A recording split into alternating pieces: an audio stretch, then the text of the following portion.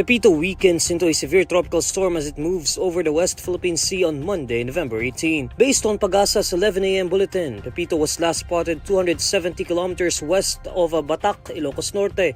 It carries maximum sustained winds of 110 kilometers per hour near the center and gustiness of up to 135 kilometers per hour. Pepito is moving west-northwestward at 20 kilometers per hour. Tropical cyclone wind signal number 1 is raised in some areas of Luzon including Ilocos Norte, Ilocos Sur, La Union, the western portion of Pangasinan, and the western portion of Abra, where minimal to minor impacts from strong winds are expected.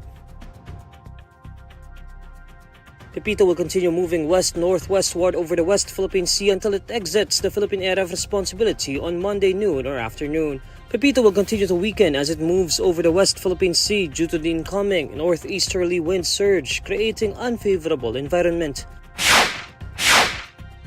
One person from Camarines Norte reportedly died due to Super Typhoon Pepito, according to President Ferdinand Marcos Jr. In an interview on Monday, November 18, Marcos says the government has been monitoring Pepito all night. The president reports that there has been one casualty in Camarines Norte.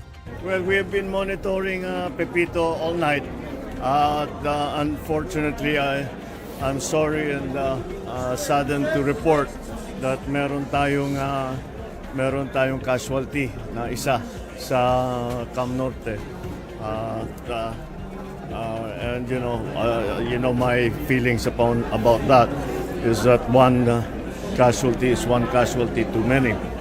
So that is unfortunate. The president then recognizes the efforts of rescuers and local government units for their continuous service amid a series of typhoons that consecutively hit the country since last month. However, I still would like to congratulate kailangan pasalamatan natin lahat ng mga first responder, yung mga LGU, lahat ng mga nagtatrabaho na pang-anim na nila. Ito, I'm sure that they are exhausted. I am sure that they have they continue to do and work with as hard as they can. Based on the 11 a.m. bulletin of Pag-asa, Pepito has weakened into a severe tropical storm over the West Philippine Sea. Pepito will continue moving west-northwestward today over the West Philippine Sea until it exits the Philippine Area of Responsibility on Monday noon or afternoon. Malacanang dismisses former President Rodrigo Duterte's claim that they are using former Senator Antonio Trillanes IV to testify against the country's former leader, describing this allegation as a hallucination. In an interview on Monday, November 18, Executive Secretary Lucas Bersamin was asked for a comment on Duterte's allegation that Trillanes is a Malacanang-sponsored attack dog. Bersamin responds, Mahirap pumatol na sa ganyan. Hallucination na. Ano po, sir? Hallucination. Duterte, during a phone call with attorney Salvador Panelo last November 15, which was live-streamed via the social media platform TikTok, said that Trillanes is Malacanang-sponsored. Duterte added that he is wondering why Malacanang is doing such a move, saying he has not done anything wrong against them, nor is he attacking President Bongbong Marcos. But Duterte further said that he knows Trillanes is working for Marcos. Duterte's allegations were in relation to a House Quad Committee hearing last November 13, where Trillanes presented bank documents and paper trails, reportedly showing that Duterte's drug war was fake and was just a cover-up for his alleged drug syndicate. In the same hearing, Duterte got hold of his microphone and appeared to aim it at Trillanes after the former senator dared him to sign a bank secrecy waiver. Some lawmakers from the House of Representatives criticized Vice President Sara Duterte for planning to skip the November 20 hearing on confidential funds before the House Blue Ribbon Committee. Duterte previously announced that she would not attend the investigation into the alleged misuse of funds allocated to the Office of the Vice President and the Department of Education, which she previously headed. Instead, Duterte said she would respond to the findings by submitting a written affidavit about the confidential funds. In a statement, House Assistant Majority Leader and Zambales 1st District Representative J. Kong Hoon describes Duterte's move as a deliberate evasion of accountability.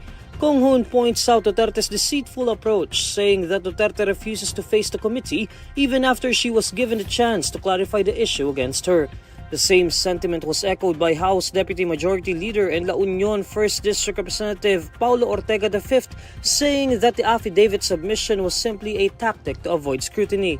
Ortega says Duterte is using the affidavit as an excuse to escape and avoid appearing at the hearing. Ortega cautions that the Vice President's continued absence from the probe could further intensify public doubt.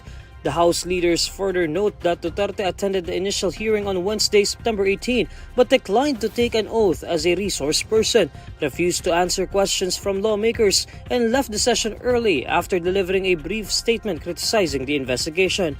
According to Kong Hoon, the committee has extended ample opportunities for Duterte to explain the utilization of public funds allocated to her office. The invitation for the November 20 hearing was personally handed to Duterte during a House Quad Committee hearing on Wednesday, November 13, which was attended by her father, former President Rodrigo Duterte. Kong Hoon appeals to Duterte to reconsider her decision, emphasizing the critical role of transparency in maintaining public trust.